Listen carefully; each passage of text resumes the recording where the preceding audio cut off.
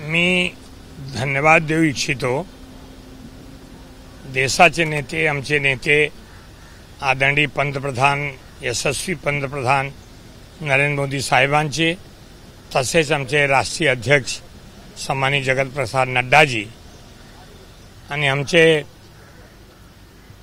देशाचे राजकारणाचे चाणक्य म्हणून ज्यांचा नाव उल्लेख करतात, देशाचे गृहमंत्री सन्माननीय अमित भाई शहाजी आणि ज्यांच्या मार्गदर्शनाखाली मी भाजपामध्ये प्रवेश केले, नेहमी ज्यांच्या मार्गदर्शन आम्हाला मिळत असतात.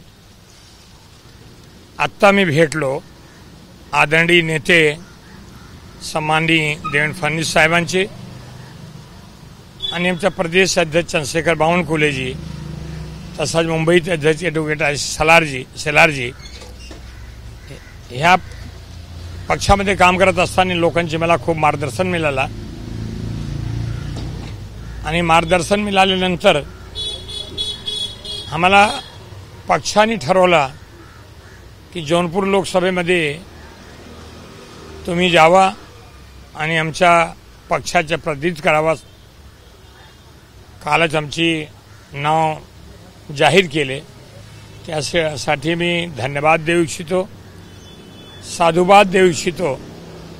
आणि ज्यावेळी मी पक्ष प्रवेश केला होता त्यावेळी मला विचारलं तुमची अपेक्षा काय आहे. त्यावेळी मी माननीय पंतप्रधान आणि माननीय नड्डा साहेब जे आमचे राष्ट्रीय अध्यक्ष आहे, देवेंद्र फडणवीस साहेब मला घेऊन गेले होते. मी एवढंच सांगितलं कि एक विश्वास आप मेरे ऊपर करिए, अगला विश्वास मैं आपका जीत करके रहूँगा. मला वाटते की तो विश्वास मी अर्जित केले आणि म्हणून पक्षाने माझ्यावर एवढी मोठी जबाबदारी एक सामान्य कार्यकर्त्याला दिली. ही जबाबदारी पण मी ईश्वरची कृपेने आणि भारतीय जनता पार्टीचे नेतृत्वाने जे काम केलेलं आहे ते समोर घेऊन जौनपूरमध्ये मतदाताकडे जाईल आणि हे पण यशस्वीपणे पूर्ण करू. आणि 400 पारचे जे स्लोगन आहेत ते 400 पारमध्ये 400मध्ये जौनपूर संसदीय क्षेत्र से जौनपूरचा सांसद नक्की असणार आहे. मुंबई राहिलेलं आहे आणि आता तुम्हाला लोकसभेची उमेदवारी जौनपूरमधून मिळाली. जौनपूर आमच्या काय नवीन आहे नाही, काही समज. जौनपूर माझ्यासाठी असंच आहे जसं आम्ही एखाद्या कार्यक्रमासाठी नागपूर गेले आणि 2 दिन आम्ही नागपूर, गडचिरोली फिरून परत मुंबईत आले, तसंच आमच्यासाठी जौनपूर काही नवीन. निवडणुकीमध्ये किती आव्हान असू शकते? आव्हान असतं, आव्हानात जौनपूर नाही, प्रत्येक निवडणुकाच्या. सर, जौनपूर लोकसभा मतदारसंघातून गेल्या वेळेस 2019च्या निवडणुकीमध्ये खरं तर तिथे सपा आणि बसपाचं गठबंधन होतं आणि तिथून त्या उमेदवार जो आहे श्यामसिंग यादव ते निवडून आलेले. खरं तर जौनपूर हा मतदारसंघ वाराणसीला लागून असलेला मतदारसंघ आहे. वाराणसीमध्ये पंतप्रधान नरेंद्र मोदी यांनी गेल्या वेळेची लोकसभा निवडणूक जिंकली, परंतु 2019मध्ये जौनपूरमधनं त्या भाजपला तिथे हार मानावी लागली. अशामध्ये तुम्हाला किती चॅलेंजेस आहे येत्या काळात 2024मध्ये? चॅलेंजेस आहेत, पण त्यानंतर सुद्धा 5 वर्षामध्ये जौनपूरमध्ये मी मतलब सतत जेव्हा जौनपूर जातो तुमच्या माहिती करता सांगतो की परवाच आदरणीय आमचे नितीन गडकरी साहेब जौनपूर गेले होते. माझा प्रस्ताव घेऊन मतलब आम्ही दिले होते. तिकडचे आमचे मंत्री आहेत गिरीश यादवजी, जौनपूरचे आहेत.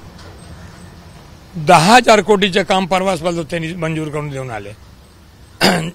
मुंबईमध्ये उत्तर भारतीय समाजाचे प्रत्येक जो 6वा व्यक्ती आहे तो जौनपूरचे आहे. तिथे ते करत असताना इतर सुविधा, रेल सुविधा, बाकी इतर सुविधा होत आहेत आणि एवढा काम पंतप्रधानांच्या नेतृत्वाखाली केंद्र सरकार आणि खास करून योगी आदित्यनाथजी, म्हणजे उत्तर प्रदेश अपराधमुक्त होईल असा वाटत नव्हता, पण उत्तर प्रदेश अपराधमुक्त झाला आणि त्याप्रमाणे विकासाचं काम केलेलं आहे.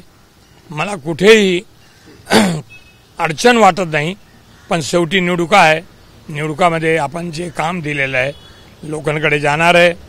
पंतप्रधानांनी केलेलं ते जनकल्याणच्या कामाचं घेऊन जाणार आहे आणि मी तुम्हाला सांगितलं 400 पारमध्ये 400मध्ये जौनपूर सांसद बनून तिथे नक्की राहणार आहे. भाजपमध्ये उमेदवारी जाहीर करताना अनेक प्रकारचे सरप्राइजेस आपल्याला पाहायला मिळतात. या उमेदवारीबद्दल तुम्हाला काही विचारणा झाली होती, काही कल्पना होती असं? मला एवढंच माहिती होता, जेव्हा मी पक्ष जॉईन केला मला इमिडिएट उपाध्यक्ष केले, नंतर माझ्याकडे खूप काम दिले, तर मला कुठलाही आश्चर्य सरप्राईज वाटत पण नाही, पण मला काही माहिती पण सुद्धा नव्हतं. तुम्ही आता देवेंद्र फडणवीसांची भेट घेतली, काय चर्चा झाली? काय नाही, प्रत्येक वेळी त्यांच्या मार्गदर्शन मिळाले.